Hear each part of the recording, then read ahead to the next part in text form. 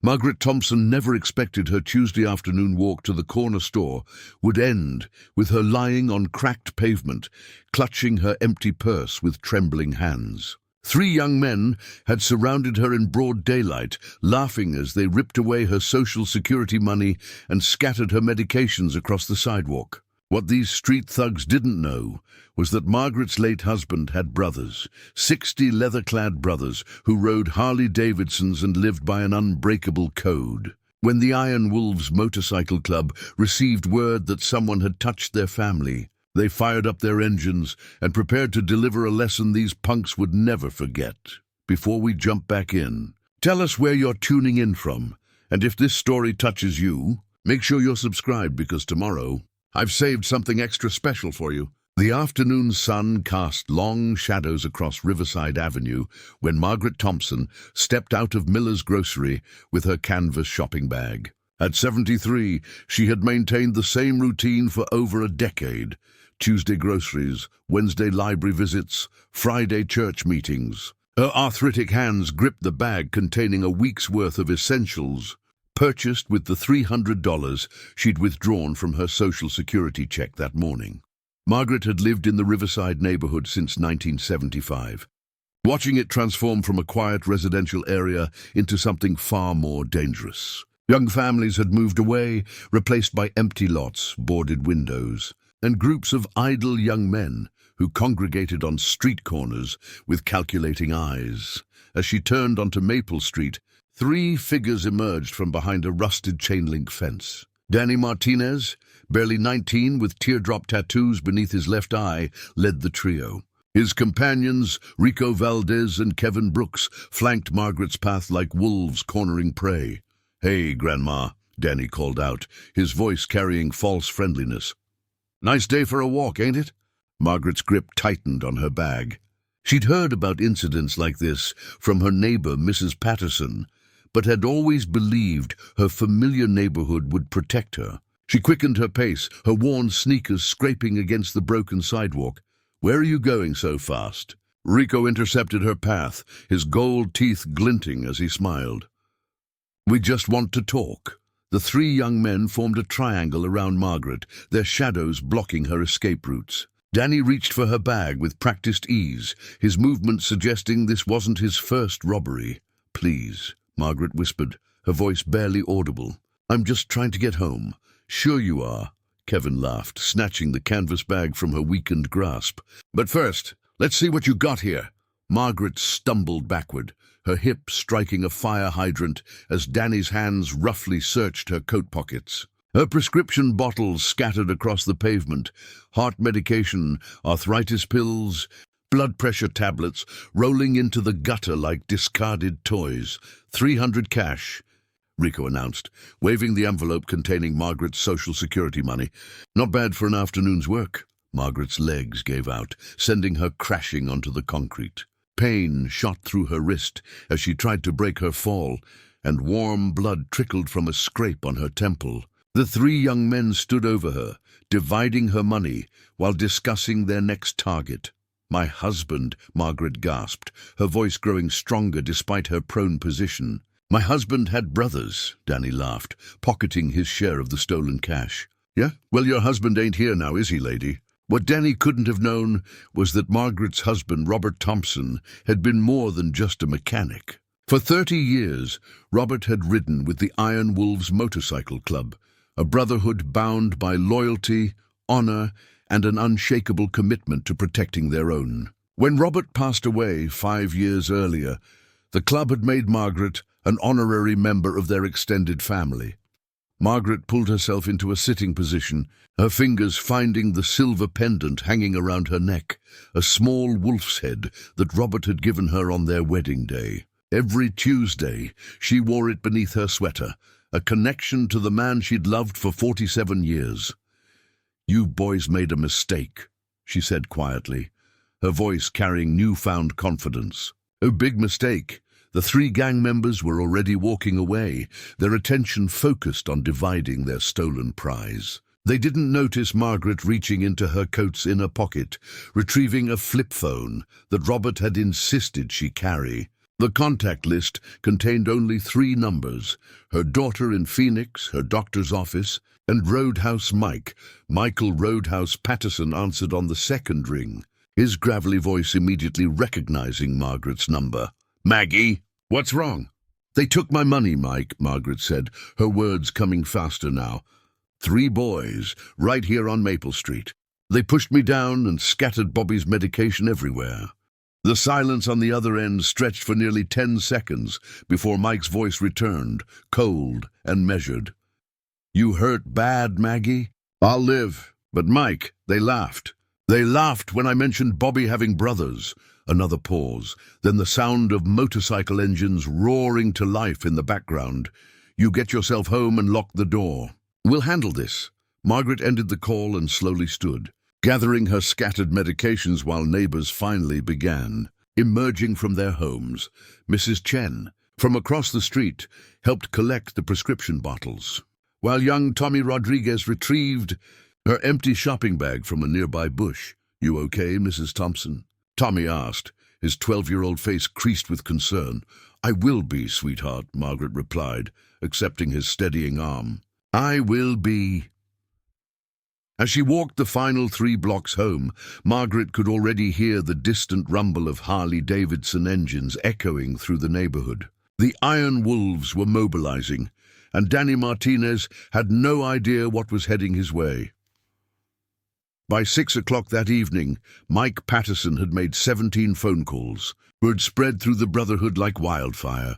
Someone had touched their family, and retribution was required. From as far as Sacramento and Fresno, leather-clad riders were mounting their motorcycles and pointing their front wheels toward Riverside. The Iron Wolves operated under a simple code: protect the innocent, honor the Brotherhood, and never let an attack on family go unanswered. Margaret Thompson wore Robert's pendant, making her untouchable in their world. The 3 young men who had robbed her had unknowingly declared war on 60 of the most dangerous riders in Central California. Danny Martinez counted his share of Margaret's money for the 3rd time, spreading the crumpled 20s across the beer-stained table in their makeshift headquarters, an abandoned auto repair shop on Industrial Boulevard. The building's broken windows were covered with plywood, and graffiti tagged every available surface. Empty beer bottles and fast food containers littered the concrete floor, creating a maze of debris around stolen car parts and drug paraphernalia. "Easiest 300 we ever made," Rico Valdez declared, lighting a cigarette and blowing smoke toward the ceiling's exposed rafters. "These old folks around here are walking ATMs." Kevin Brooks nodded enthusiastically, already planning their next score. "Did you see how she went down? Like a sack of potatoes. We should hit up more of these senior citizens before word gets around." The 3 young men had formed their crew 6 months earlier, calling themselves the Riverside Serpents, despite having no real territorial control or organized structure. They were opportunistic predators, targeting vulnerable victims for quick cash to fund their drug habits and maintain their false sense of power. Danny's phone buzzed with a text from his girlfriend asking when he'd be home. He ignored it, instead opening another beer and settling into a torn leather chair they'd dragged in from a nearby dumpster. The adrenaline from the afternoon's robbery was wearing off, replaced by the familiar restlessness that always followed their crimes. "We need to expand our territory," Danny announced, his voice carrying the authority he'd claimed as the group's leader. "Hit different neighborhoods. Maybe work our way toward downtown, where the real money is." What Danny didn't realize was that their afternoon robbery had already been reported through channels far more dangerous than the police. While he planned future crimes, Michael Patterson was standing in the Iron Wolves clubhouse 12 miles away, addressing a room full of battle-hardened bikers. The clubhouse occupied a former warehouse, its interior transformed into a fortress of brotherhood. American flags hung beside motorcycle club patches, and the walls displayed decades of photographs showing fallen members, charitable rides, and moments of celebration. A full bar stretched along one wall, while pool tables and worn leather furniture created gathering. Spaces where critical decisions were made, Mike. Patterson stood 6'4" with arms covered in intricate tattoos, chronicling 40 years of riding. His grey beard reached his chest, and his eyes held the hardened look of someone who'd survived Vietnam, prison time, and countless street fights. As the Iron Wolves sergeant-at-arms, he commanded respect through both his physical presence and unwavering loyalty to the Brotherhood. "Brothers," Mike's voice cut through the room's conversations, immediately commanding attention. "We have a situation that requires our immediate response." 37 Iron Wolves members had answered his call, ranging from young prospects eager to prove themselves to grizzled veterans who'd been riding since the 1970s. They represented construction workers, mechanics, business owners, and retired military personnel, men united by their love of motorcycles and commitment to their chosen family. "Margaret Thompson was robbed this afternoon," Mike continued, his words causing a visible stir throughout the room. 3 punks cornered Bobby's widow on Maple Street, took her Social Security money, knocked her to the ground, and scattered her medications like garbage. Preparing and narrating this story took us a lot of time, so if you are enjoying it, subscribe to our channel. It means a lot to us. Now back to the story. Big Jim Hendricks, the club's treasurer, slammed his fist on the nearest table. "Bobby Thompson was our brother for 3 decades. Anyone who touches his woman touches all of us." Murmurs of agreement rippled through the assembled riders. Robert Thompson had been beloved within the Iron Wolves, known for his mechanical expertise, generous spirit, and fierce protection of his brothers. His funeral 5 years earlier had drawn over 200 bikers from across the state, and Margaret had been officially adopted into their extended family. "Do we know who did this?" asked Carlos Mendoza, a prospect who'd been riding with the club for 8 months. "Working on it," Mike replied, "but we will find them. And when we do, they're going to understand that certain lines can't be crossed." The room erupted in determined voices as members volunteered for different aspects of the response. Phone calls were made to contacts throughout the city, mechanics who worked on stolen cars, bartenders who served the local criminal element, and informants who moved between various illegal enterprises. Meanwhile, Danny Martinez remained oblivious to the storm gathering around him.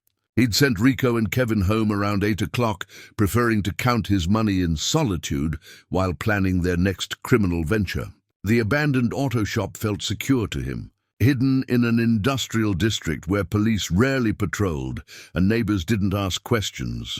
He'd chosen the location specifically because it offered multiple escape routes.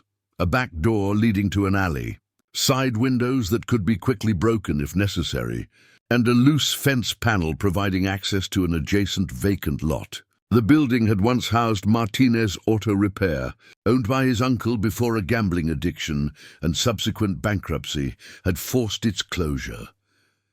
Danny had been using the space for 6 months, storing stolen merchandise and providing a meeting place for his small crew. He'd installed battery-powered lights, brought in furniture scavenged from around the neighborhood, and even set up a small camping stove for heating food. To him, it represented independence and power, a headquarters where he made decisions and controlled his destiny. The irony was lost on him that he'd chosen to operate from an auto repair shop, the same type of business where many Iron Wolves members worked during the day. These were men who understood engines, tools, and the mechanical precision required to maintain motorcycles capable of traveling hundreds of miles without failure.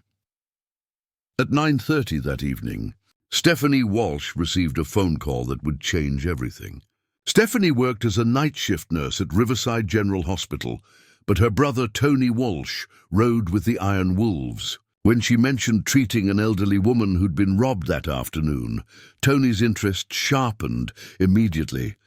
"This lady, what was her name?" Tony asked, stepping away from his co-workers in the hospital parking lot. "Thompson, I think." "Margaret Thompson. Sweet old woman, came in with scrapes and a possible concussion. She kept talking about her late husband having brothers, said they'd make things right." Tony's blood ran cold. He'd been at Robert Thompson's funeral, had helped carry the casket, and had shaken Margaret's hand while promising the club would always be there for her. "Steph, I need you to tell me exactly what she said about the robbery. Every detail." 10 minutes later, Tony was on his Harley, racing toward the clubhouse with information that would help the Iron Wolves identify their targets. Margaret had provided descriptions of her attackers, mentioned overhearing their names, and even remembered the direction they'd headed after the robbery. By 10 o'clock, the Iron Wolves had names, descriptions, and a general location. Their network of contacts had identified Danny Martinez as a small-time criminal who'd been building a crew in the Industrial Boulevard area. More importantly, they'd learned about the abandoned auto shop where Danny and his associates were known to gather. The hunt was about to begin, and Danny Martinez had no idea that 60 of California's most dangerous bikers were preparing to surround his hideout.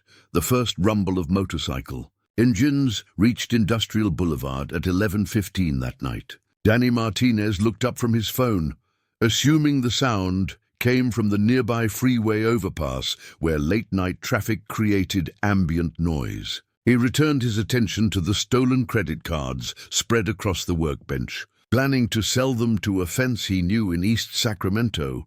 3 blocks away, Michael Patterson raised his closed fist, signaling the lead formation of Iron Wolves to cut their engines and proceed on foot. The bikers had approached through 4 different routes, creating an invisible perimeter around the abandoned auto repair shop. Years of military experience among the membership had taught them tactical coordination that most law enforcement agencies would respect.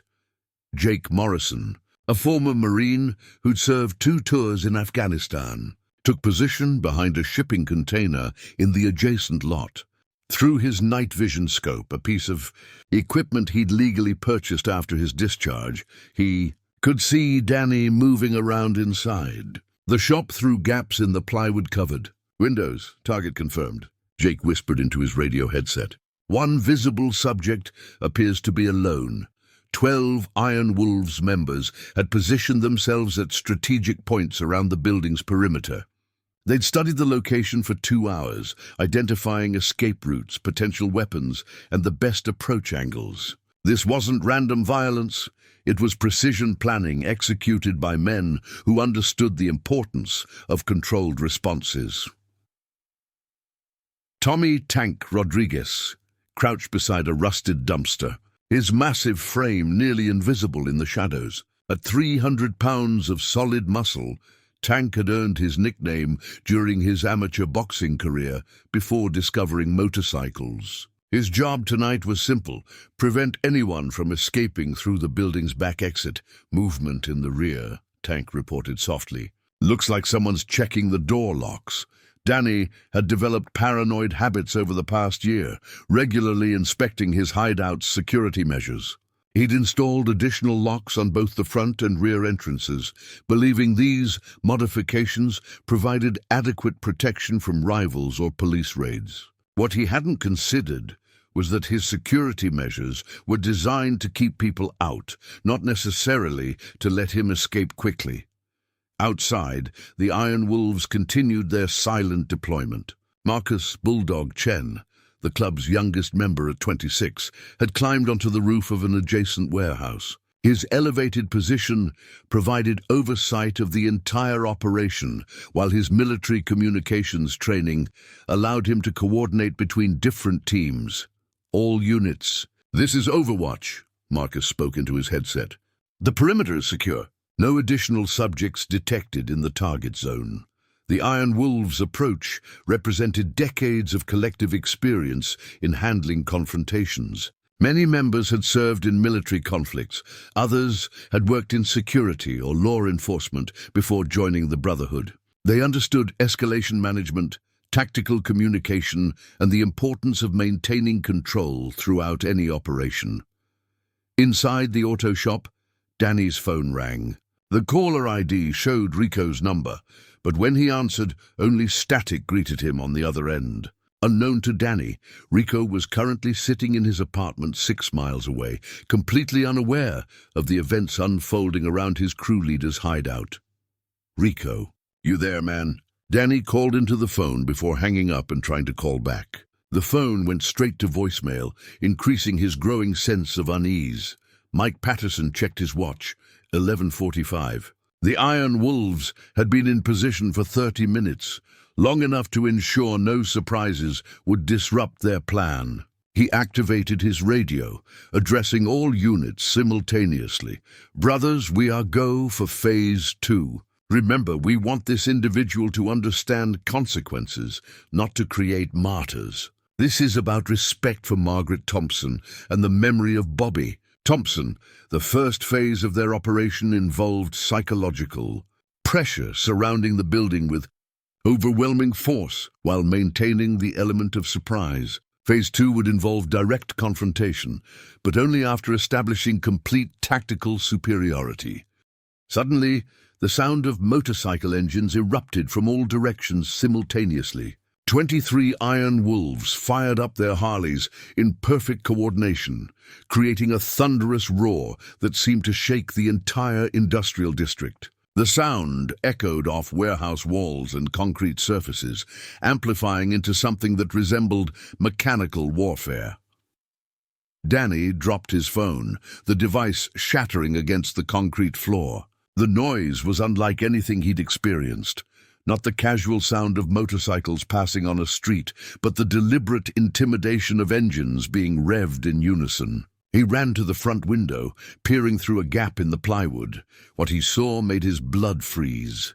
Motorcycles surrounded the building in concentric circles, their headlights creating a blazing perimeter that turned night into artificial day. Leather-clad figures sat astride massive Harley-Davidsons, their faces hidden behind dark sunglasses despite the late hour. Chrome exhaust pipes glinted in the light, and club patches displayed the Iron Wolves' distinctive wolf head logo. "This can't be happening," Danny whispered, backing away from the window.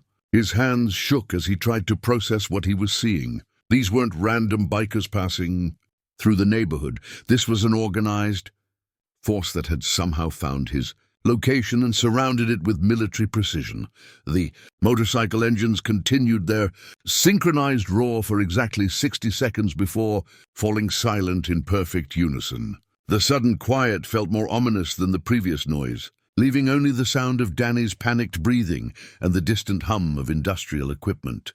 Mike Patterson's voice cut through the silence, amplified by a portable megaphone he'd brought specifically for this moment. "Daniel Martinez," the voice boomed across the empty lot. "You robbed an old lady this afternoon. That old lady is family to the Iron Wolves Motorcycle Club. We'd like to have a conversation with you." Danny's legs nearly gave out. They knew his name. Somehow, these bikers had identified him, tracked him to his hideout, and surrounded him with what appeared to be an army. He stumbled toward the back door, his mind racing through possible escape scenarios. "There's nowhere to run, son," Mike's voice continued. "We have 60 brothers here tonight, and they're all very interested in meeting the young man who thought it was acceptable to assault a 73-year-old widow." Through the rear window, Danny could see more motorcycles blocking the alley exit. Leather-clad figures stood beside their bikes, arms crossed, waiting patiently. Some appeared to be talking quietly among themselves, while others simply watched the building with predatory focus. Danny's criminal experience had involved confronting vulnerable targets, elderly victims, isolated individuals, people who couldn't fight back effectively. He'd never faced organized opposition, let alone a brotherhood of experienced fighters who'd spent decades learning how to handle exactly these types of situations. His phone lay in pieces on the floor, eliminating any chance of calling for help.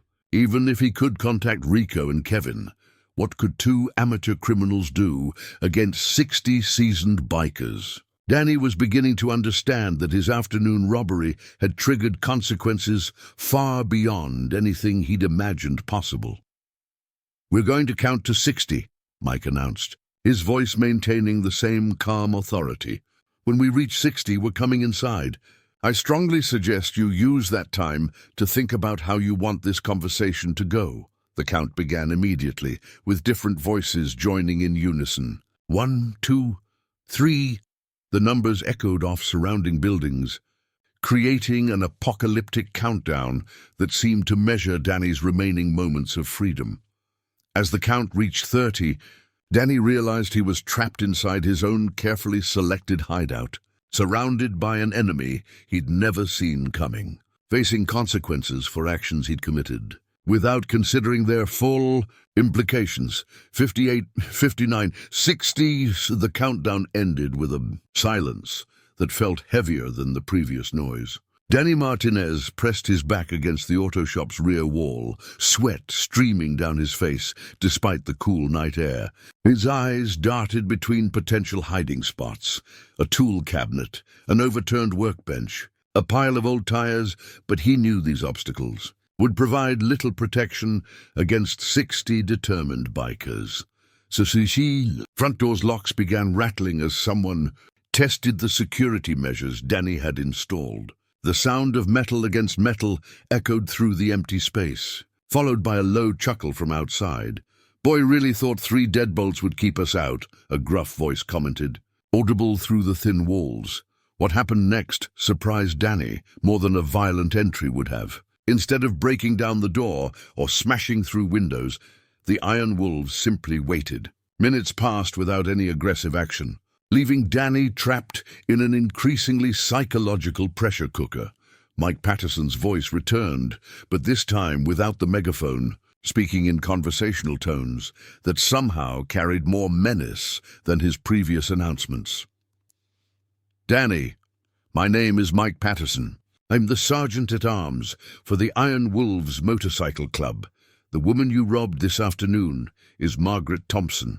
Her late husband, Bobby, was my brother for 30 years. Are you starting to understand your situation?" Danny remained silent, crouched behind the overturned workbench. His mind raced through fragmentary memories of the afternoon's robbery, the old woman's words about her husband having brothers, her surprising confidence despite being knocked to the ground, the silver pendant she'd clutched while making that phone call.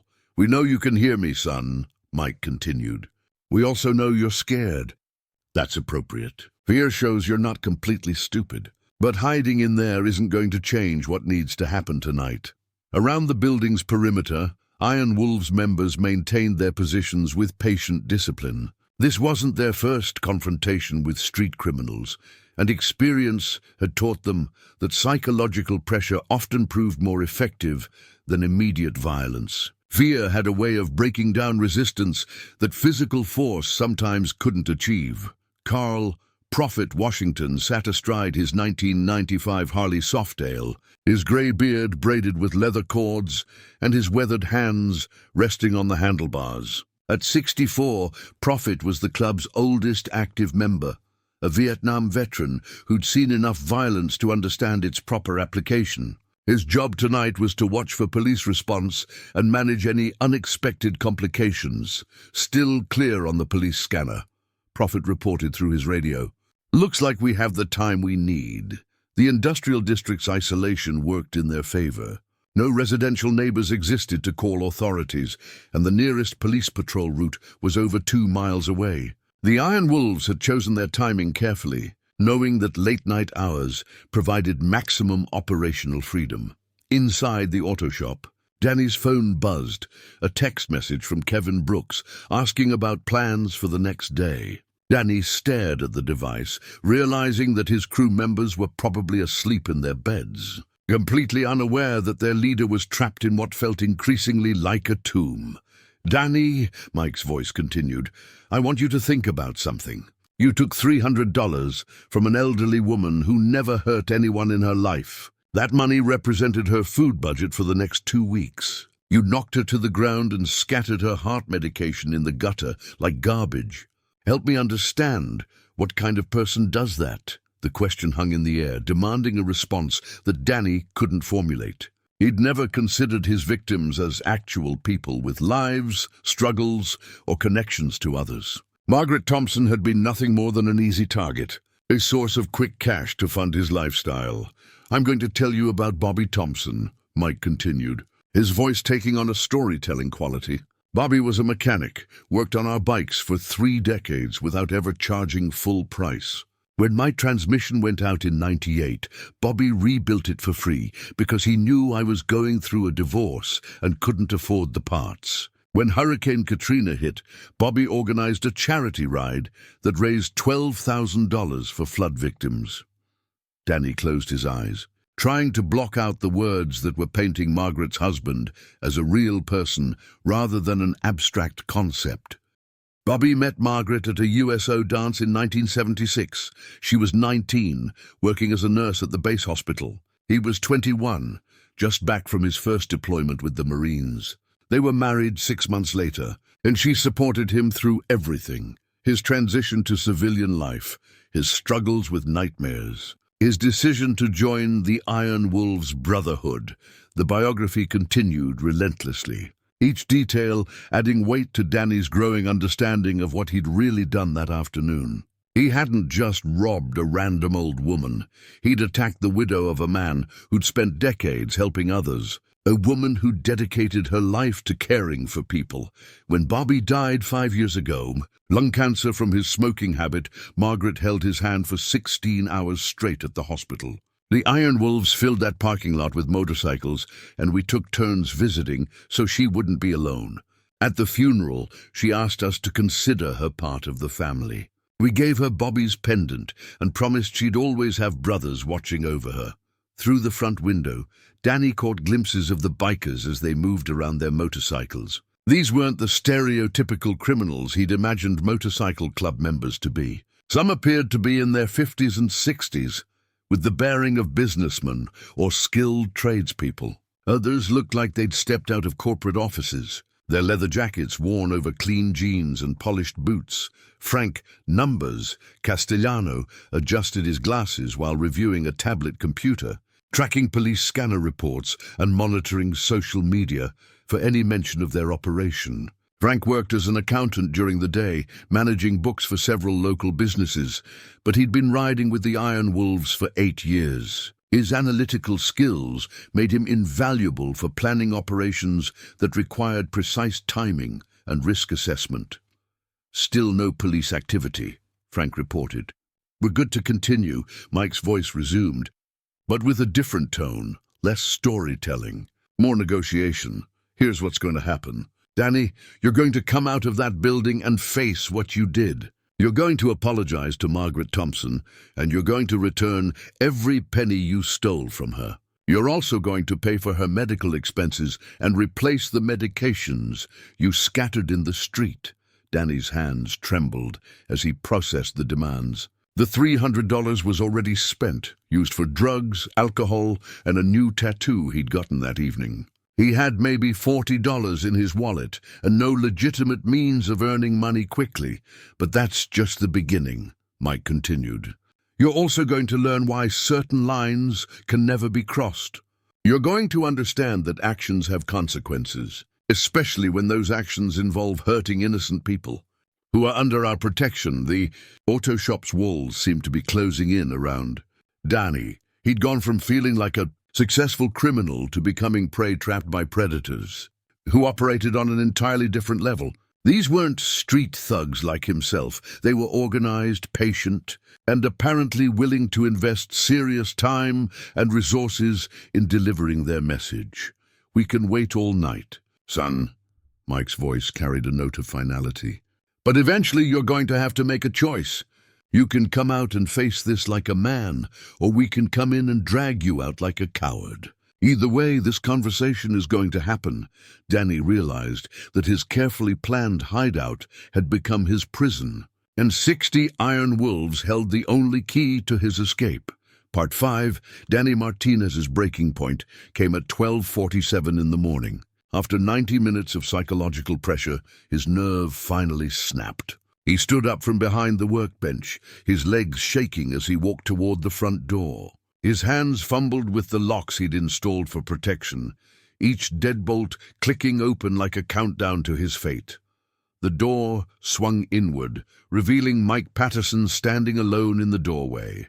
The massive biker filled the frame completely, his presence somehow more intimidating without the backdrop of 60 motorcycles. Behind him, the assembled Iron Wolves remained mounted on their bikes, engines silent but ready. "Smart choice," Mike said quietly, stepping into the auto shop. "Stupid choices got you here, but at least you're making one smart one." Danny backed against the far wall, his eyes darting between Mike and the open doorway, where freedom seemed impossibly distant. Up close, the sergeant-at-arms appeared even more formidable, 6'4" of muscle and scars, with eyes that had clearly seen violence and weren't intimidated by the prospect of more. "Sit down," Mike commanded, pointing to a folding chair near the workbench. Danny complied immediately, his defiance completely evaporated. The adrenaline that had carried him through months of robberies and assaults had abandoned him, replaced by a hollow fear that seemed to echo in his chest. Mike pulled out his phone and dialed a number, putting the call on speaker. Margaret Thompson answered on the third ring, her voice groggy but alert. "Mike, is everything all right?" "Everything's fine, Maggie. I'm here with the young man who robbed you this afternoon. His name is Danny Martinez, and he has something to say to you."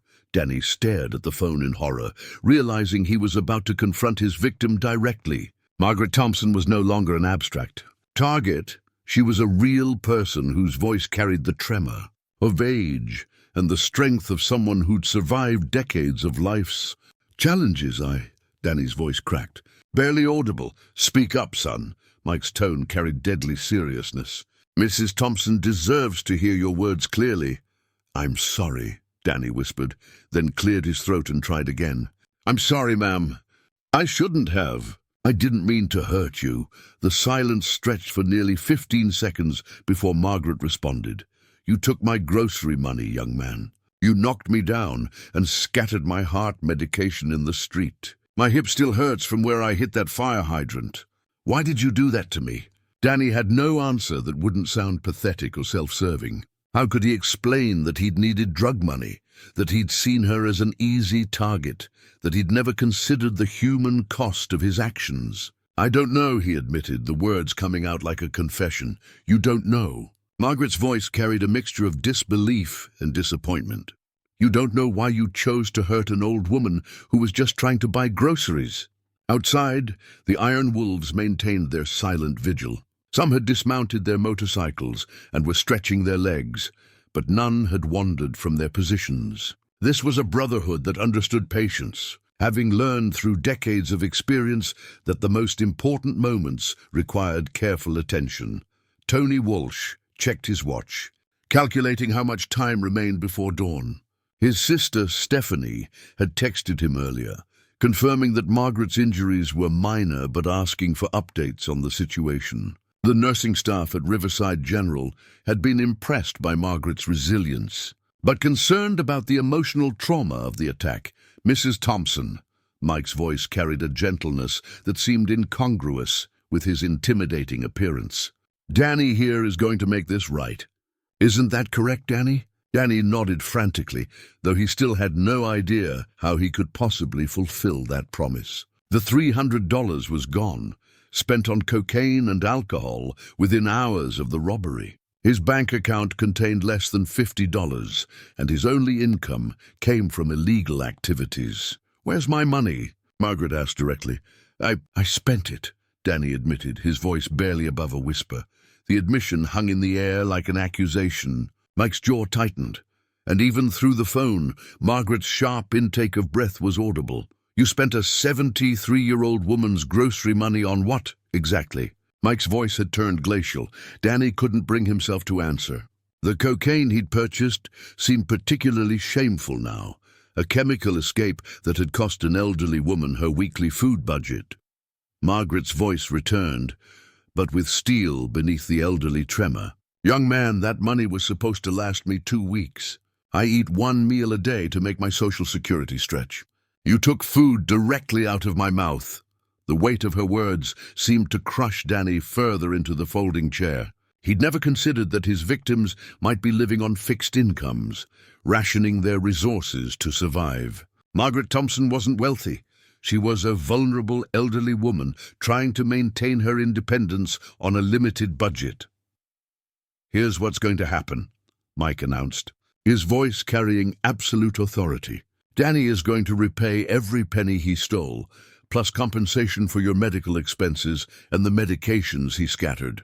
He's also going to perform community service under our supervision until we're satisfied he understands the impact of his actions." "I don't have the money," Danny protested weakly. "Then you're going to earn it," Mike replied. "Legal work, honest wages. We'll find you employment and ensure every paycheck goes toward making Margaret whole again." Through the phone, Margaret's voice carried a note of curiosity. "What kind of work?" Mike smiled grimly. "Construction, landscaping, warehouse labor. Physical work that builds character and teaches the value of honest earning. Danny's going to learn what it means to sweat for every dollar instead of stealing it from innocent people." The plan was taking shape in real time, and Danny realized he was being conscripted into a rehabilitation program designed by 60 bikers who had very specific ideas about justice and accountability. "How long?" Danny asked, though he suspected he wouldn't like the answer. "Until Margaret says you're done," Mike replied. "Could be months, could be longer. Depends on how seriously you take this opportunity to become a better person."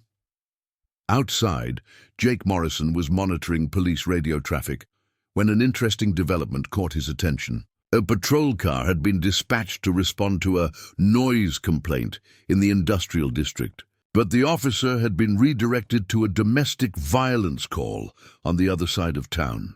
"Heads up," Jake radioed to Mike. "Police presence diverted, but we should probably wrap this up soon." Mike nodded, then focused his attention back on Danny. "Mrs. Thompson, we're going to bring Danny by your house tomorrow afternoon so he can see the woman he robbed and apologize properly. After that, we'll begin his education program." "That's fine, Mike," Margaret replied. "I want to look this young man in the eye and see if there's anything worth saving in him." The phone call ended, leaving Danny alone with Mike in the auto shop while 60 iron wolves waited outside. The next phase of his punishment was about to begin, and Danny was starting to understand that his life had fundamentally changed in ways he was only beginning to comprehend. "Get up," Mike commanded. "Time to meet your new family." Danny stood on unsteady legs, following Mike toward the doorway that led to his uncertain future. Danny Martinez stepped through the doorway and into a world that defied everything he thought he knew about power and intimidation. 60 iron wolves sat astride their motorcycles in perfect formation, their engines silent, but their presence overwhelming. Chrome reflected the industrial lighting, creating a metallic constellation around the abandoned auto shop that had become his prison. Mike Patterson placed a firm hand on Danny's shoulder, guiding him toward the center of the circle. The young criminal's legs felt like water, barely supporting his weight as he found himself surrounded by leather, steel, and the accumulated wisdom of men who'd spent decades learning hard lessons. "Brothers," Mike's voice carried across the lot without amplification. "Meet Danny Martinez." The young man who thought it was acceptable to rob Bobby Thompson's widow. A low murmur rippled through the assembled bikers. Some shook their heads in disgust, while others simply stared with expressions that seemed to catalogue every detail of Danny's appearance. He felt like a specimen under examination, his every weakness and character flaw exposed under their collective scrutiny. Big Jim Hendricks dismounted his 1987 Harley Electra Glide and approached the circle's center. At 58, Jim had worked construction for 35 years, building shopping centers and office complexes across Central California. His hands, scarred by decades of honest labor, now gestured toward Danny with obvious contempt. This is what passes for manhood these days. Jim's voice carried the authority of someone accustomed to managing construction crews. "Robbing old ladies for drug money." Danny opened his mouth to protest, then realized he had no defense worth offering. The cocaine purchase had been exactly what Jim described, a coward's choice that had cost Margaret Thompson her weekly survival budget. Carlos Mendoza, The prospect who'd been riding with the club for 8 months stepped forward next. At 28, Carlos was closer to Danny's age, but the difference in their character seemed measured in decades rather than years. "You know what I was doing at your age?" Carlos asked, his tone conversational but his eyes hard. "Working 2 jobs to support my mother after my father died. 60 hours a week at a tire shop and weekend shifts at a warehouse. Never occurred to me to take money from people who couldn't defend themselves."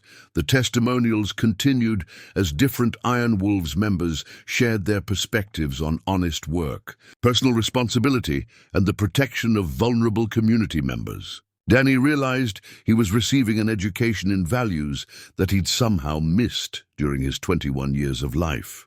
Prophet Washington, the Vietnam veteran, spoke about the Brotherhood's code regarding women and elderly citizens. "In the military, we had rules of engagement." His weathered voice carried the weight of experience. "You don't target non-combatants. You protect those who can't protect themselves. Basic human decency, son." Frank numbers.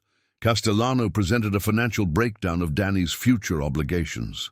$300 stolen, plus $200 for Margaret's medical expenses, plus $150 for replacement medications. That's $650 before we even discuss punitive damages and community service hours. The mathematical reality hit Danny like a physical blow. He'd never held a legitimate job for more than a few weeks, had no marketable skills, and possessed no understanding of how to earn honest wages. The Iron Wolves were essentially sentencing him to months of supervised labor under their watchful oversight. "What kind of work?" Danny asked, his voice barely audible. Tank Rodriguez, the former boxer who'd been positioned at the building's rear exit, stepped forward with a grin that didn't reach his eyes. "Construction, landscaping, warehouse labor. Physical work that builds character. You're going to learn what it feels like to earn money instead of stealing it." Mike Patterson retrieved a business card from his wallet, handing it to Danny. "Tomorrow morning, 7 a.m. sharp, you report to Martinez Construction on Folsom Boulevard. Ask for Elena Martinez. She's expecting you." Danny stared at the card in confusion. "Martinez Construction?" "Elena Martinez is Tank's sister," Mike explained. "She runs a legitimate business that specializes in giving second chances to people who've made poor choices. You're going to be her newest project." The irony wasn't lost on anyone present. Danny would be working for Martinez, learning honest trades from someone who shared his surname but represented everything he'd failed to become. Elena Martinez had built her construction company from nothing, employing former addicts, ex-convicts, and young men who'd lost their way but were willing to work toward redemption. "Your probation officer will be Tony Walsh," Mike continued, gesturing toward the Iron Wolves member whose sister worked at Riverside General. "Tony's going to check on your progress every week and report back to the Brotherhood. Miss work, show up late or cause any problems, and we'll have another conversation." Tony Walsh nodded grimly. As a foreman at Pacific Steelworks, he understood the discipline required to maintain steady employment. His job would involve ensuring Danny developed work habits that could sustain legitimate income over the long term. "What about my crew?" Danny asked, thinking about Rico and Kevin. "Your crew is finished," Mike replied bluntly. "Rico Valdez and Kevin Brooks are going to receive visits tomorrow night. They can choose the same rehabilitation program you're entering, or they can find out what happens when the Iron Wolves lose patience with repeat offenders." The threat hung in the air like smoke from exhaust pipes. Danny realized that his criminal organization was being systematically dismantled, its members given opportunities for redemption or facing increasingly severe consequences. Jake Morrison, the former Marine with the night vision scope, stepped forward with a manila envelope. "These are photographs of every Iron Wolves member present tonight. 60 faces you're going to memorize. If you ever see any of us in public, you're going to remember this moment and the choice you made to become a better person." Danny accepted the envelope with trembling hands, understanding that these men were now permanent fixtures in his life. The Iron Wolves weren't simply delivering punishment. They were establishing a monitoring system that would observe his progress for years to come. One final thing. Mike's voice carried absolute finality. Margaret Thompson is now under the official protection of the Iron Wolves Motorcycle Club. If you, your former associates, or anyone connected to your past activities ever approaches her again, the consequences will be swift and permanent. Are we clear? Yes, sir, Danny whispered, the honorific emerging automatically. The assembled bikers began starting their engines in sequence, creating a rolling thunder that echoed off warehouse walls and carried across the industrial district. One by one, the Iron Wolves departed the lot, their headlights creating moving streams of light that gradually faded into the distance. Mike Patterson was the last to leave, mounting his Harley and looking down at Danny one final time. 7 a.m. tomorrow, son. Don't be late. Your new life starts whether you're ready or not. The sergeant-at-arms fired up his engine and pulled away, leaving Danny standing alone in the empty lot beside the auto shop that had been his criminal headquarters. The silence felt absolute after hours of motorcycle engines and confrontational voices. Danny looked around at the abandoned industrial district, then at the business card in his hand. Elena Martinez Construction, 7 a.m.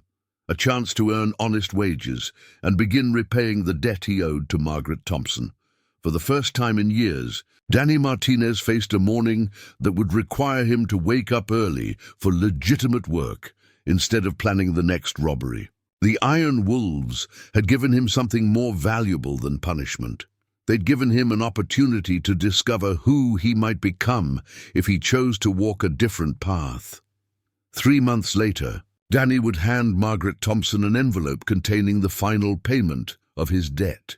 6 months later, he would be promoted to crew leader at Elena Martinez Construction. 1 year later, he would sponsor a charity ride for elderly victims of crime. But on this night, standing in the empty lot with 60 motorcycle taillights disappearing into the darkness, Danny Martinez simply walked home to get some sleep before beginning the hardest and most important job of his life. Up next, you've got 2 more standout stories right on your screen. If this one hits the mark, you won't want to pass these up. Just click and check them out. And don't forget to subscribe and turn on the notification bell so you don't miss any upload from us.